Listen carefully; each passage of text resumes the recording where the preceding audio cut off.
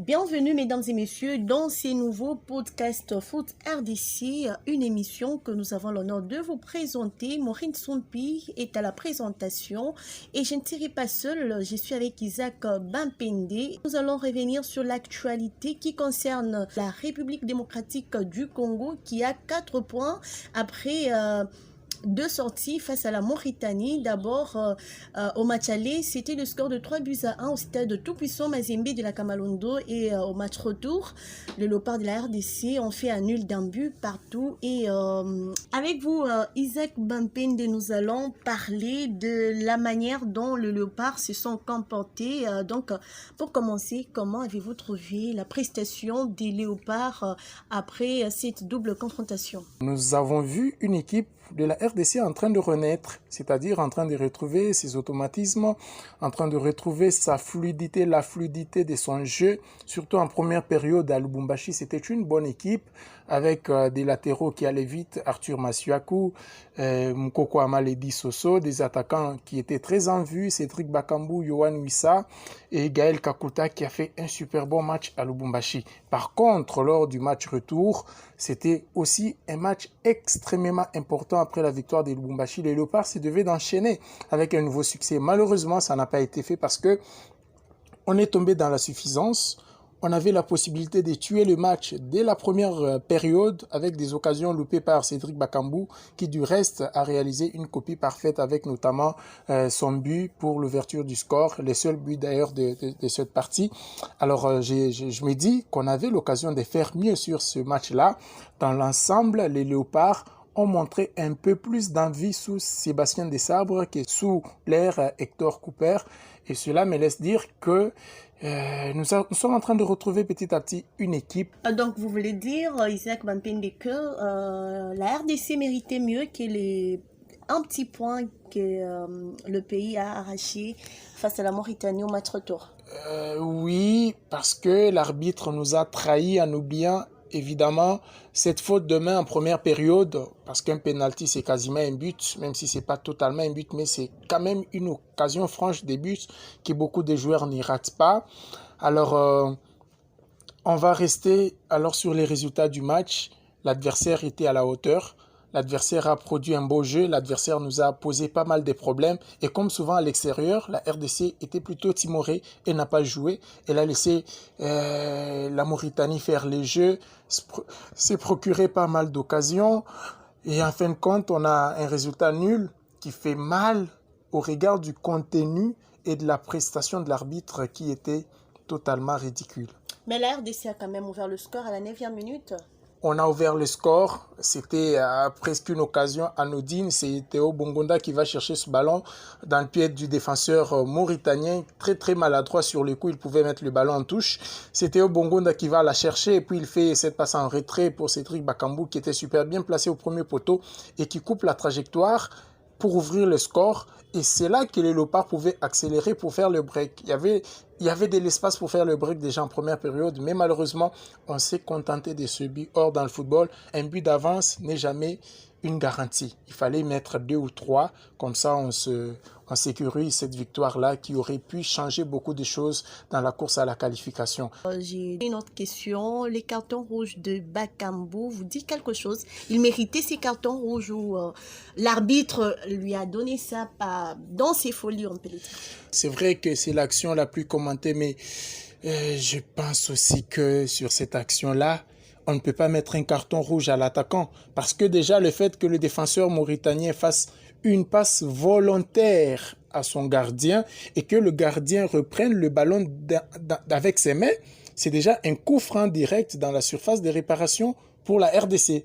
Et là, l'arbitre ignore complètement la faute des Mauritaniens.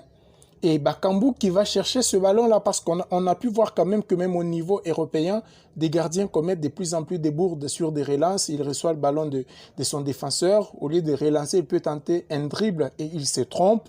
Et voilà, Bakambu est allé chercher la faute du gardien. Il n'est pas allé commettre la faute du tout. Il est allé chercher la faute du gardien et en cherchant cette faute, malheureusement, il laisse traîner son pied qui du reste n'a pas heurté la jambe du gardien mauritanien. Si c'est le même match que nous avons suivi tous, on sait voir sur cette action-là, sur le ralenti proposé sur plusieurs angles, on sait voir que Bakambu n'a pas du tout touché, n'a pas vraiment touché ou heurté la jambe du gardien qui s'écroule comme s'il avait été bousculé. Et c'est là pour chercher la faute et il l'a obtenu. L'arbitre est tombé dans le piège. C'était vraiment un piège tendu par le gardien mauritanien et il a obtenu la faute et l'expulsion de Bakambu qui, à mon avis, a été très très sévère et la faute elle-même vraiment imaginaire. Dernière de son groupe, derrière le Gabon, la Mauritanie et le Soudan, la RDC a-t-elle toujours son destin à main et quelles sont les chances que vous lui attribuez pour la qualification? Alors, ça c'est la question la plus difficile. Le football est imprévisible, oui. On a toutes les chances de pouvoir nous qualifier parce que le destin dépend encore de nous-mêmes. C'est-à-dire, si on gagne les 2 matchs qui restent, on est qualifié. Le plus dur à faire ici, c'est aller chercher une victoire au Gabon et puis espérer bien manœuvrer ou bien matcher le Soudan lors du match, lors de la dernière journée de ces éliminatoires.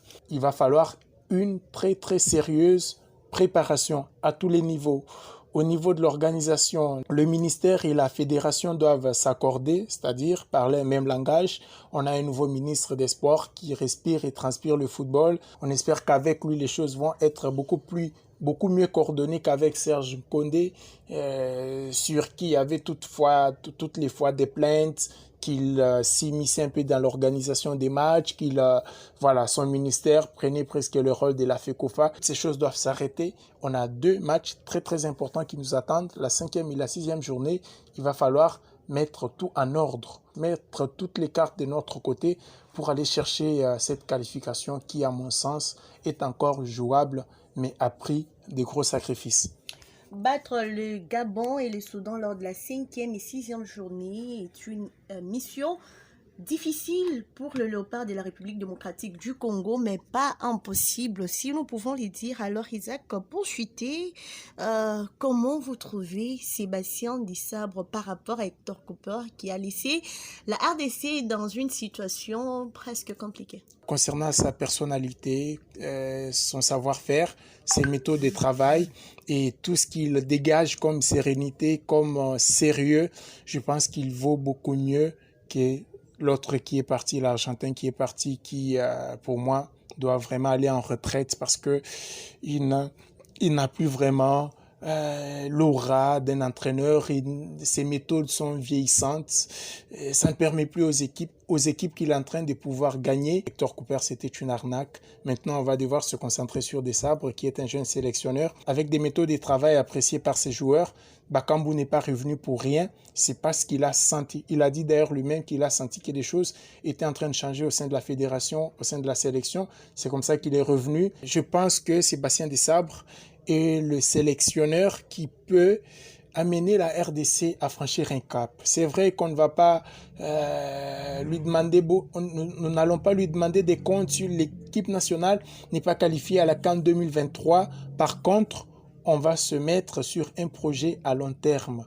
Il est capable de construire une équipe, de poser des bases solides d'une équipe qui va gagner, qui va recommencer à gagner, même si on ne va pas à la CAN, mais qui va peut-être aller chercher une qualification à la CAN 2025, mais aussi une qualification à la Coupe du Monde 2026, pourquoi pas. Je pense qu'il est bon pour le projet sur le long terme. Si on veut qu'il nous produise des résultats dans l'immédiateté, je pense qu'on va commettre une erreur, la même qu'on a commise avec Christian Sengui, la même qu'on a commise aussi avec tant d'autres sélectionneurs avant. Donc il faut lui donner du temps, il faut qu'il travaille patiemment, qu'on lui donne toutes les conditions et tous les moyens possibles pour qu'il mette en place ses méthodes de travail. On sent qu'il est beaucoup plus novateur que d'autres sélectionneurs, alors qu'on le laisse travailler et qu'on voit ce que ça va donner d'ici 2 ans.